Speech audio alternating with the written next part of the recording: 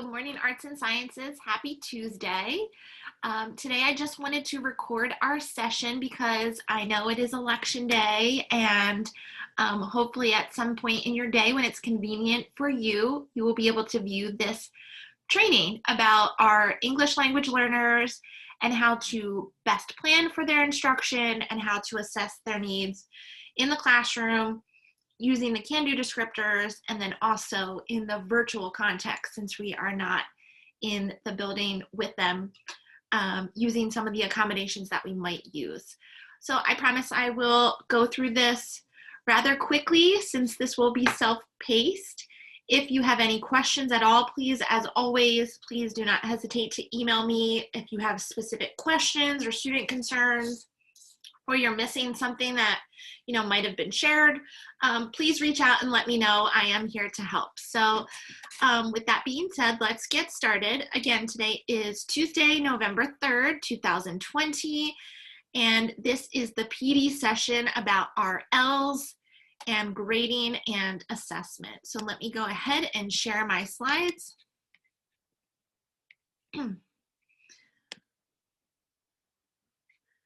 Okay. So if we were together in a group, whether we were at school or online virtually, I would ask you to please take a minute and please read this slide. So I'll give you a few seconds to do that.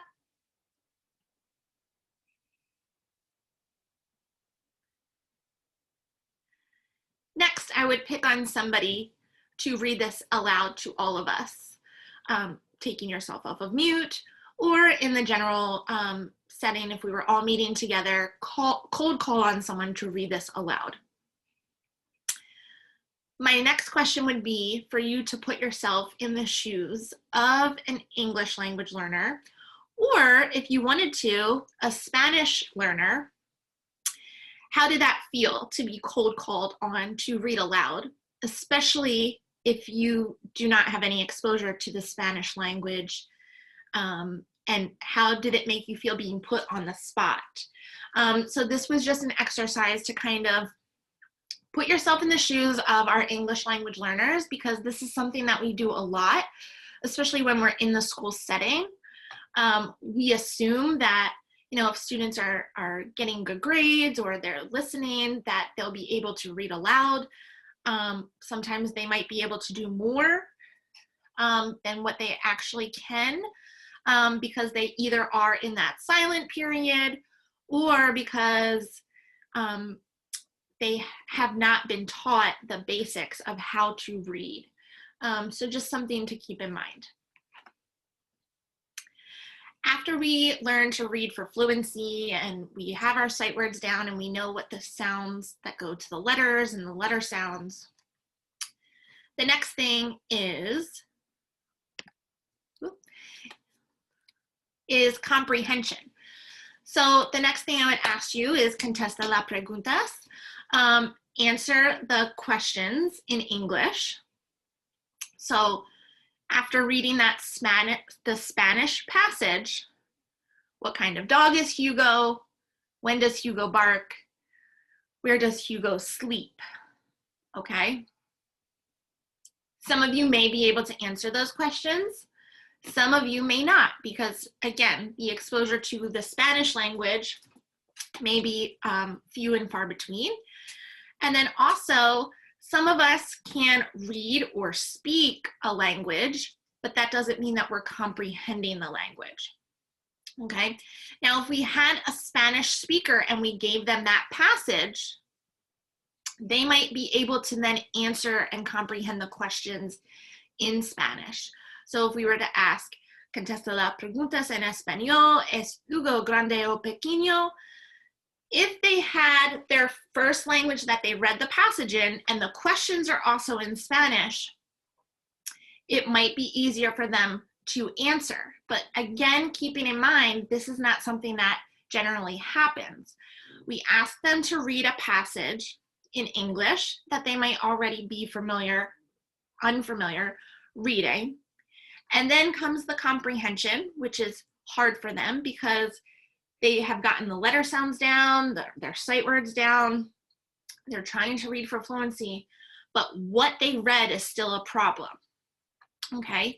And then for our English learners, they're doing double the work because they are constantly saying, okay, this is what this means in English. I know this because of their first language. A lot of students that have exposure to their first language literacy or literacy skills in their first language, they are constantly doing that transfer of language, and it is exhausting for them. So they are actually doing double the work. They are trying to hold on to something that they can make that association with in their first language. They're in their brain, they're trying to translate it into English, and then how to answer it, it's going back to their first language, and then finally the output. That's a lot of steps for our students.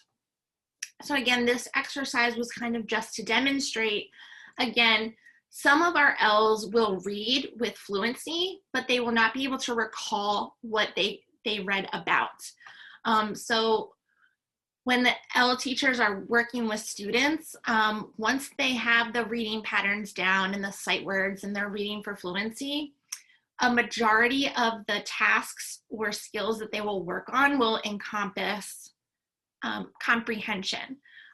So you'll hear us constantly, asking those questions about story elements. Tell us the who, tell us the what, tell us the where, tell us the setting. What is the problem? What is the solution? And then continue to build on that, be able to write those things. And once they are able to identify the key elements and those key pieces, then we can continue to scaffold and chunk, and they will be able to get better at speaking in complete sentences, better at writing in paragraphs, longer sentences with the correct verb, noun, adjective. So it takes little steps to get there. And again, I just wanted to illustrate the work that is going in to some of the questions that we're asking in the classroom and how many steps it actually takes for our L's to get a one-word response. So again, just putting ourselves in the position of our L's, it really does go a long way. Now, if there was somebody fluent in Spanish, if they were either bilingual or biliterate, this exercise would have proved not to be as difficult as someone who does not really know a lot of Spanish. So again, keeping that in mind as well, you have varied levels of L's in your classes. So we really have to think about what they're capable of doing at the ELP, which is their English language proficiency level, and kind of plan the instruction for them from there, and then also how we grade what they know. Okay, next slide. Okay, so the essential understanding, I know all of you can read, so take a second and read this to yourself or out loud, and I will read it in case some of you are just listening to this. If they, L's, English learners, are not proficient in English, all the types of assessment in the world are not going to put them on equal footing with native speakers. This seems like a no-win situation for the students. So my next question to you would be, how do you feel about this quote? Take a second and think about it. And I could probably guarantee that some of you are agreeing that if we took a newcomer student or a level 1 English learner, and even if we gave them a 2-question assessment, multiple choice, it really isn't going to make a difference because they're always going to be so further behind than their native speaking peers. The same would go for if we, as adults, all of us are very intelligent. We have a lot of knowledge. We have a lot of knowledge when it comes to the English language. If we were sent to another country to take courses or to study, and the courses were, let's say in Chinese, okay? We have the knowledge. We know, we have the experience and the knowledge. Now it's just about transferring the language. And that is an essential understanding and really being able to note the difference between how we plan for our English learners and how we plan for some students with IEPs. So just keeping that in mind. A lot of our students already have the knowledge, but now it's kind of just backtracking and make sure that they learn the same skills and transfer the skills and the vocabulary, the academic language, the social language, all to English. So there are multiple steps. The brain is constantly working, and you can see how exhausting this can be for our Ls.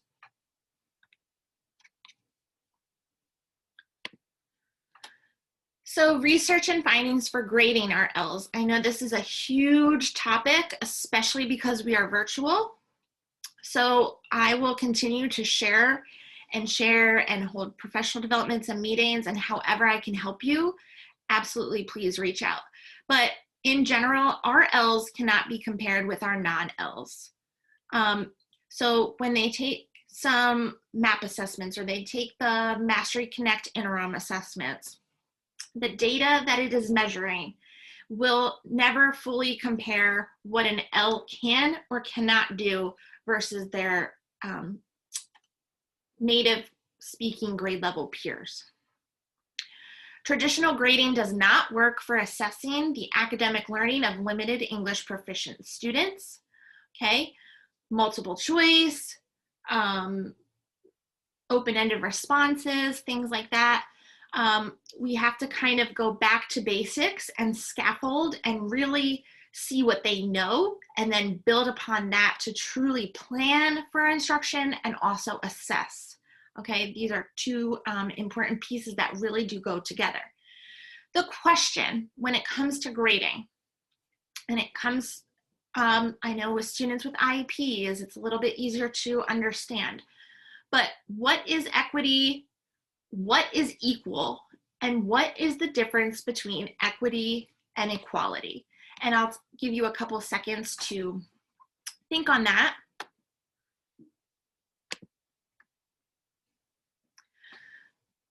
So equality versus equitability. We hear these terms all the time, okay? That's not fair, it's not equal. Sometimes we don't want equal. We want what is equitable. What is best for me may be something that is not equal for you, but it is going to be what I need versus you're going to get what you need. So equality is always absolute, it's normed, it's standardized, and it's same for all, okay? You showed up today and all of you are going to get $1, let's just say. Now, being equitable means there are fair opportunities for all.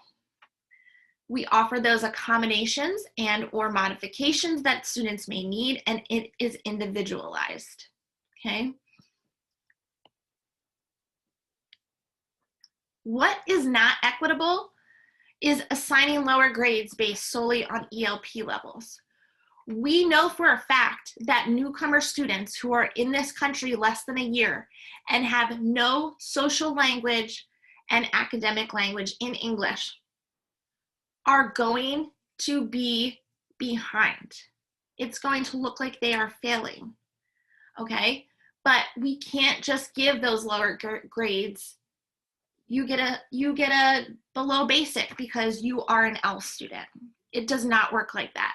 We have to use all the tools in our toolbox and all the people that we can to come up with a plan on how to really get into the instructional piece and really assess our students.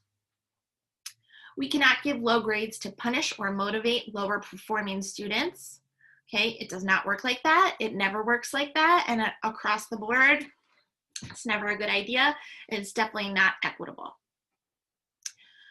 We don't use grades to rank or differentiate abilities, okay? So when you're planning your small groups in the classroom, this would come into play.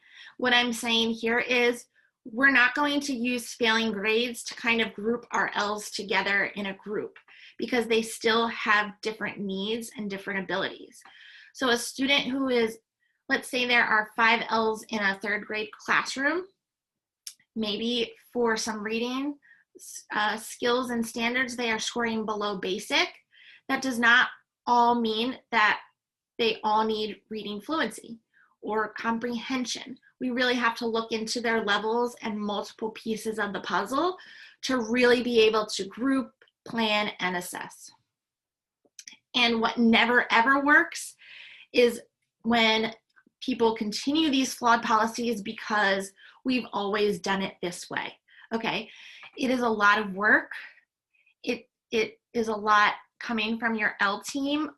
We are continuously advocating for our Ls, what is best for them instructionally, what is best for them socially, what is best for them emotionally. And doing something because it's always been done that way does not work. Your L team, myself, and admin always want to make sure that we are finding what doesn't work or what works with the law and best practices, and continuing to move our students towards the eventual goal is exiting the English language program. Okay, so we have to get creative, and that is something that we have done, especially because we have been virtual. We've tried multiple methods to reach a lot of our students and provide a lot of support. And again, we are just trying these things in hopes that it's helping. So just because something has been done doesn't always mean that it is equitable and best for our students. So how do we find the balance? How do teachers find the balance between fairness and validity? We can assign low grades based on proficiency levels.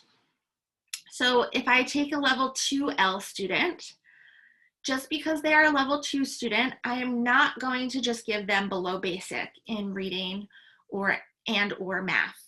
Okay, we know that it doesn't work like that. We can also not pass a student who has not met the content standards. Okay, just because they're an L, they don't just get a basic. There has to be artifacts, there has to be accommodations, there has to be scaffolding that is put into place for us really to reach our Ls and to know that they are meeting the content standards for their level. We must provide access to same content while supporting instruction at the L's current proficiency level. And this is really what I want to talk about this morning. So there are some newcomers in 6th grade. There are some newcomers in 7th grade, okay? They still will be exposed to grade level content, but how they understand that and how they show you they understand that is going to be different than someone who is a native speaking 7th grader, let's say. Okay, it's going to be very different. Our instruction and our assessment practices have to be based around our L's current proficiency level, or their ELP. Think about how hard the academic content is for grade level peers, and now the barriers to learning with virtual learning, and approach each situation from a place of understanding and caring. Again, it always goes back to putting yourself in the shoes of our Ls, of our families, and coming from that place of understanding. It really does go a long way. Asking some families, how are they? How are they feeling? It really does go a long way. And of course, the academic content and the academic success is super important, but especially with our Ls who can be very fragile, and especially in this time with the virtual context of learning, they are frustrated. The parents and the families are frustrated because there is a huge language barrier. And think about some of the connectivity issues some of the families and students might have had. And then like adding a language barrier to that. They are scared. They want to do well, but they don't know who to go to for questions. So again, asking how they are, being a person that they might be able to confide in, share, ask these questions is really showing that they're investing a lot of trust in you. So as frustrating as it is sometimes, maybe you're getting a lot of emails from the same parent. they feel comfortable with you. You have that rapport with them. So pat yourself on the back for that. A lot of our L's and the families are reaching out to a lot of you, and that just shows that you've kind of made it very human and you're coming from a place of understanding. Consistency, schedules, audio aids for directions, models, native speaking peers, research into our L's lives and culture. Again, it goes a long way, and I know you've probably heard this a lot, especially because we are in a virtual context. That consistency and schedule of how you start your morning meeting, what needs to be done, taking yourself off of mute, taking yourself off of mute, raise your hand, do you have signals, they need to go to the bathroom, all of these things. Things should be consistent. There should be aids or visuals somewhere, and if possible, especially for directions, especially if they're a newcomer or a beginner, if you can either get a peer to help translate or use an audio translate app, that is very helpful. Okay. Giving an L an A for completing a graphic organizer while the native speakers are writing essays is fair.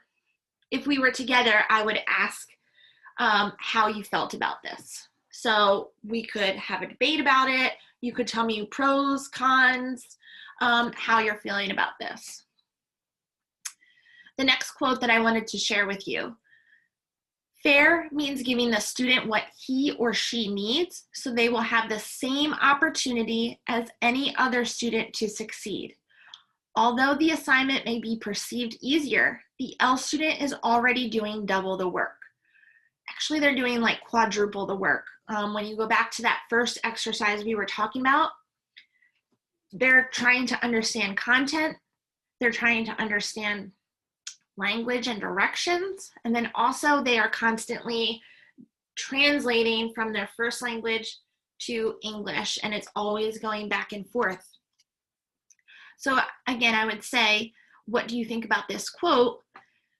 Is that fair? Do you agree? Do you disagree? And I am here to tell you that while it may be a hard pill to swallow, giving an L an A for completing a graphic organizer while native speakers are writing essays, it is fair. Because when we come down to grading, it all goes by the can-do descriptors, what they are able to do. So an L who is a level 1 is able to draw pictures, they're able to label, they're able to do, I was looking for something that I did with my newcomers, I'll have to grab it at the end. However they can show understanding for that skill, it is still meeting the skill, but how they do it is just different, okay? So we'll continue to talk about this all year, but it is fair. And keeping in mind that they are doing so much work, it's always back and forth from their first language to English, and then the transfer is always constantly happening in their head.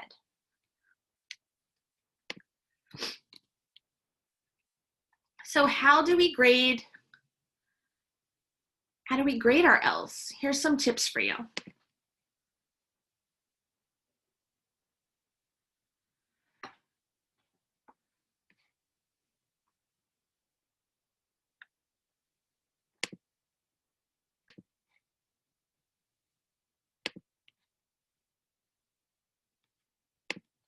Okay, so our grading tips for L's.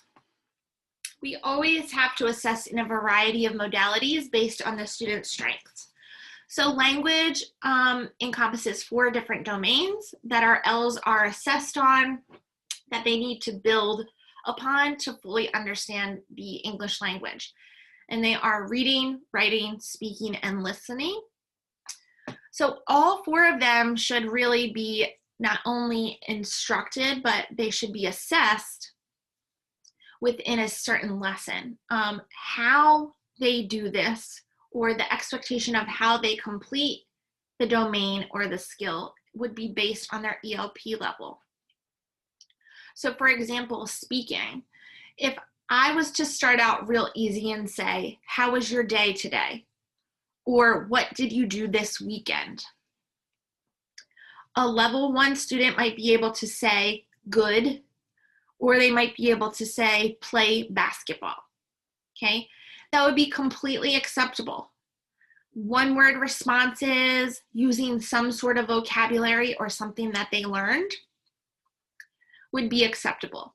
If you had a higher level L, you would expect full sentence structure when they're speaking.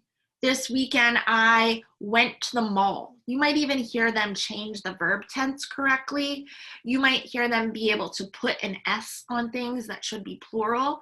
You'll be able to see, and once you take a look at the end of this at what can be expected for each of our L's based on their level in reading, writing, speaking, and listening, I think this will become a little bit more clear.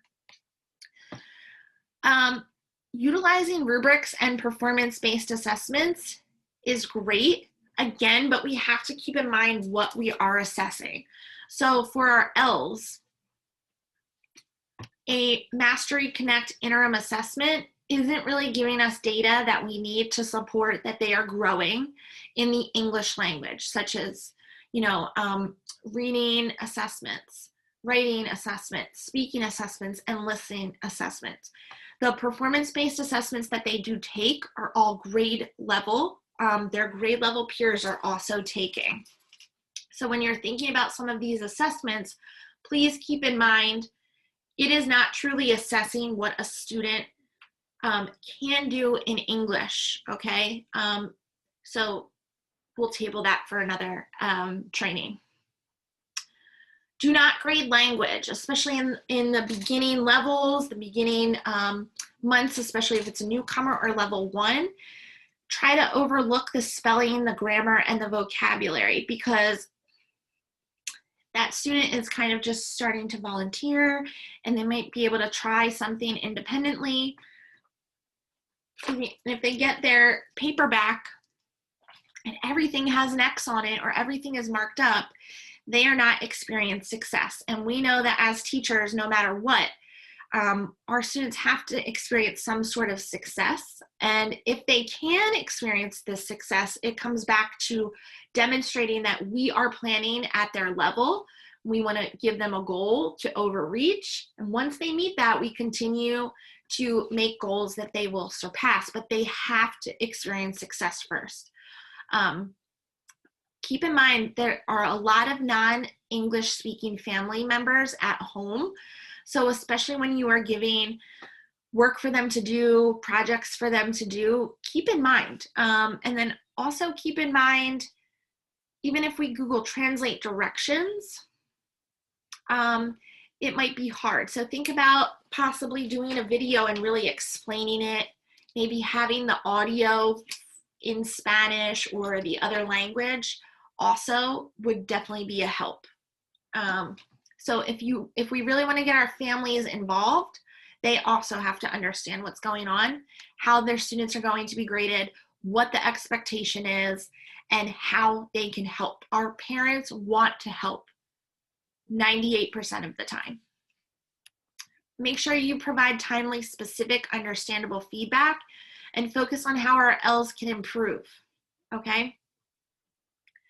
So a smiley face doesn't really tell them what they did correctly, as in best practices across the board.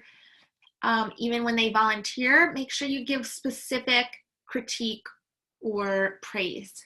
That was a great, complete sentence, and you might even have a gesture that you use that, again, is consistent and they understand what that means.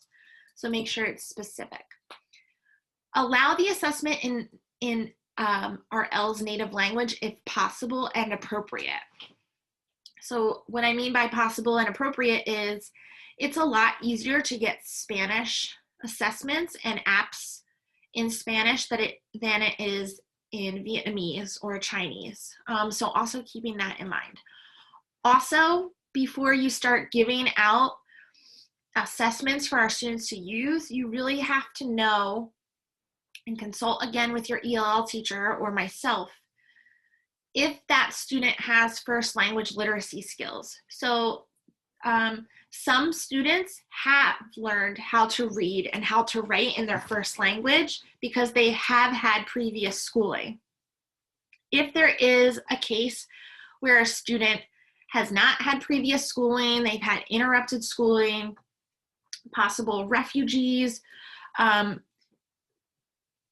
their first language literacy skills are not going to be where they should be, and providing them with, say, a Spanish assessment is not going to be appropriate because they have not learned how to read, how to write in their first spoken language, and they're learning how to do English, so it just becomes double the work for them. So if that is something that you are thinking about, that it might help a student, definitely reach out to your L teacher that helps and supports you, and they might be able to give you some insight with that.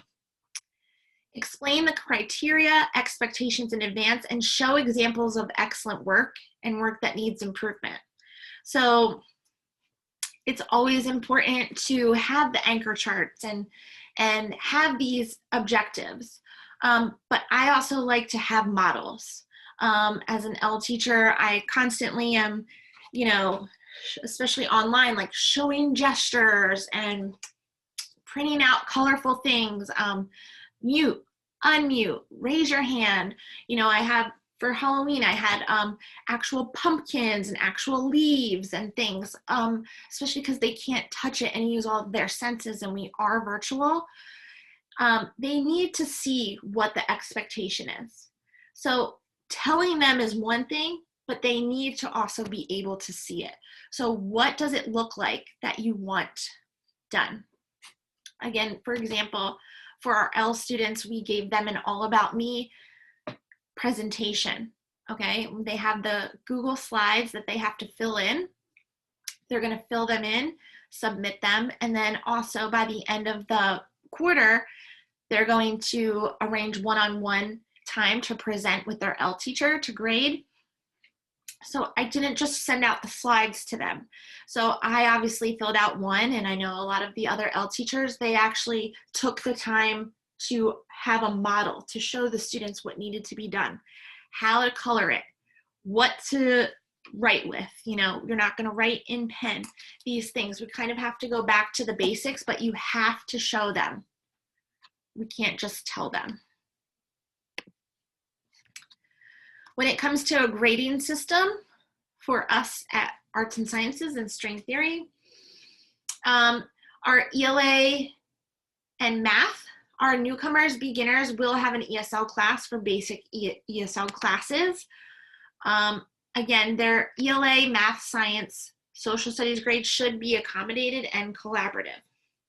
So what that means is any Ls, there should be the support of an L teacher that is supporting you.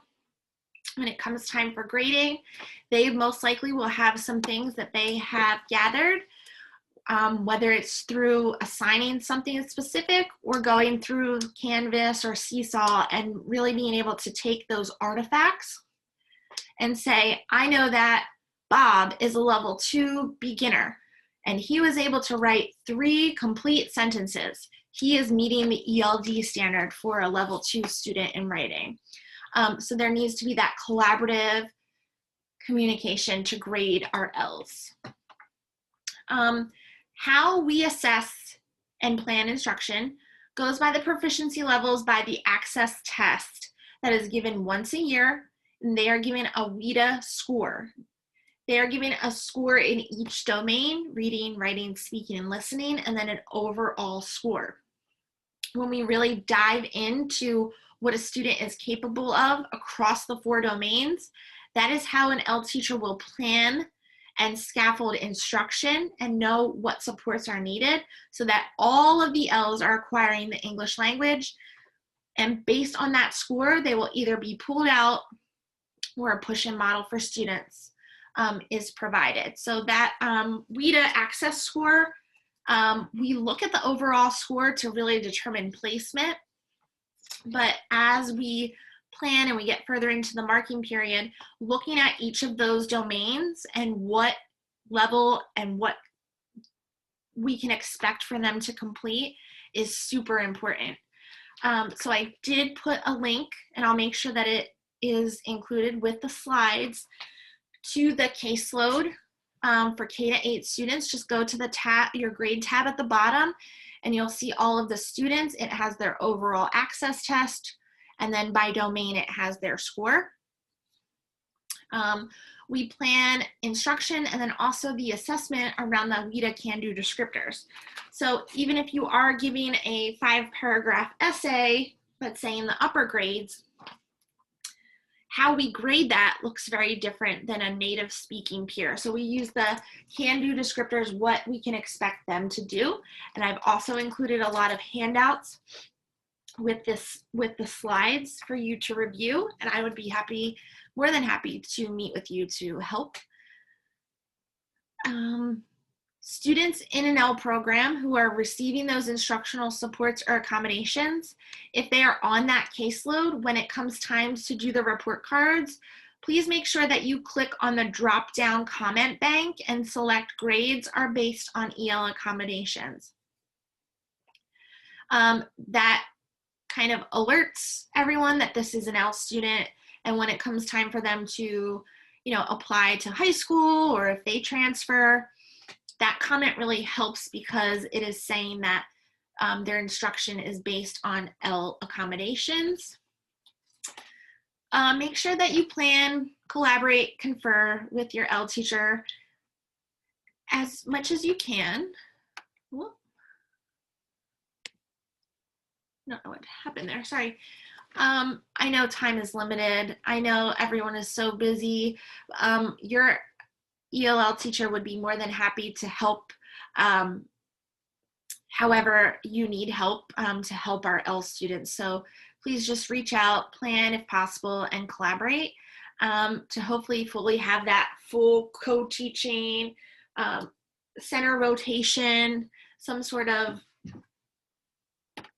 routine in place so that the L students are getting exactly what they need to acquire the English language. Let L students experience success, okay? Content can be the same, but the language and outcome are different. So that just goes again to grading. If you're doing parts of a cell in science in the upper grades, having L students possibly build something or label a few pieces versus drawing it out, matching, some things to keep in mind. Remember, our Ls are very visual, they're very hands-on, manipulatives are great. Showing them what needs to be done is also great, so any models that you have. All Pull-Out L students receive an ELD progress report that is sent home with report cards. So all of your L teachers are working on these for any of our L students, and it has all of the can-do descriptors based on their level, if they are meeting the standard, if they're, making progress, or if they still need extra practice with it. And our can-do descriptors set the tone for expectations for our L students. Review it when grading and assessing. Again, we'd be more than happy, and we will probably continue to talk about the can-do descriptors so we truly all understand what those are and how it plays the big part in instruction and also assessment.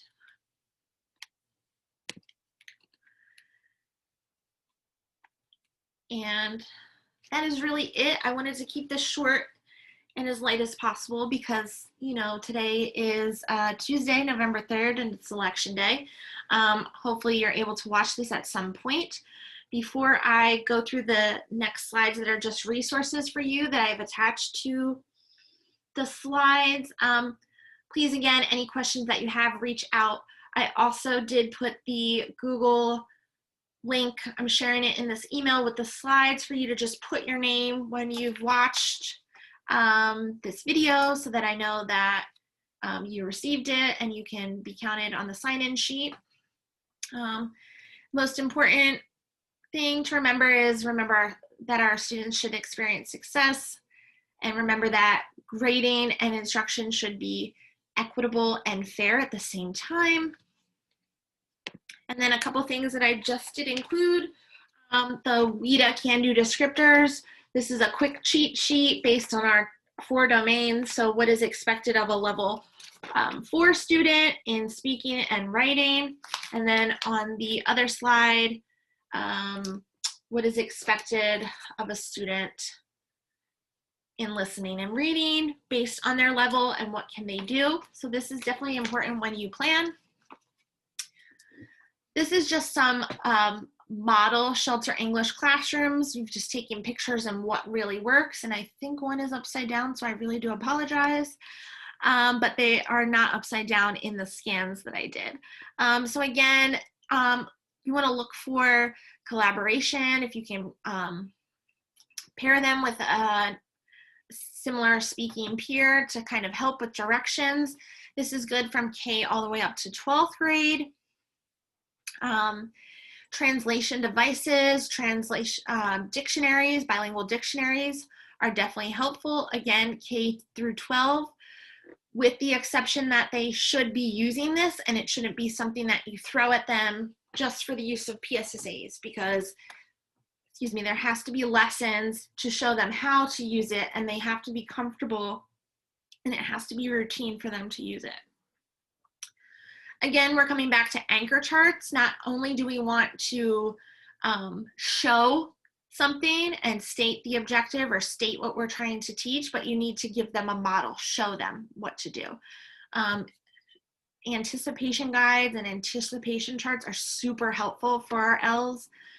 If they're able to look at a story or content or a video before you even teach it the following week, that is so crucial, because it already has started to, sink into their brains, and they kind of have a little bit of exposure, versus if you roll out something brand new on Monday with everybody else.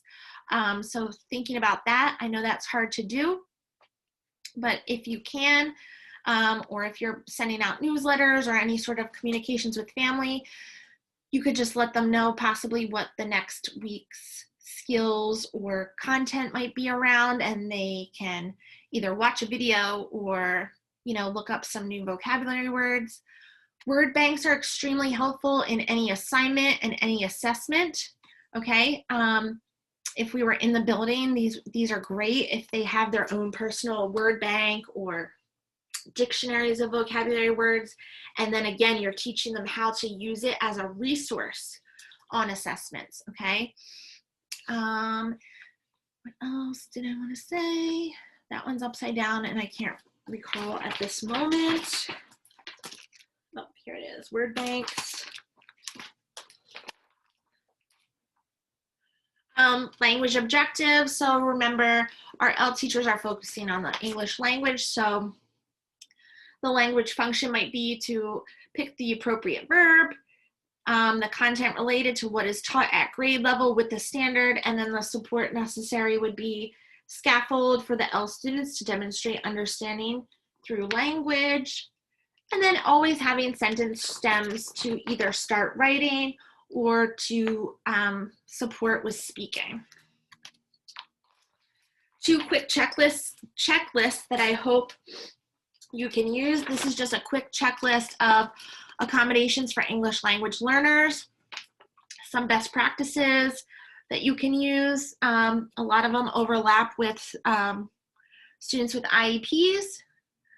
You could also always check this off on hard copies of tests or assignments and staple it just to show what accommodations you were using. And this one is great if you're observing L students in a group, or maybe you're seeing some things that the L teachers are using. These are great examples of how to offer speaking supports, how to offer listening supports, how to offer reading supports, and how to offer writing supports. So graphic organizers, word banks, sentence stems, reading supports, audio, adding images, dictionaries, listening, pre-teaching the vocab and concepts. If there's a buddy to translate, we talked about that. And then speaking supports having those vocabulary charts with images. Fishbowl, first language use is always something that we love too. If you can make sure to be intentional about turning and talking a certain amount of times, it helps the L's process the information and what is expected of them. And if you really want to see some other resources that you can use, you can click on this link in the slides, and there's a whole bunch of examples of anticipation guides, pre-teaching, audio read alouds, all of those things. So you can feel free to view that at your discretion when you have time. And that is all I have for you today. I hope this was beneficial. I hope that you will consult some of these checklists if you're stuck. And as always, please reach out with any questions. The ELS staff really does want to help and support you and our students and families as best as possible. I hope you have a wonderful day, and I will see you all later. Thank you.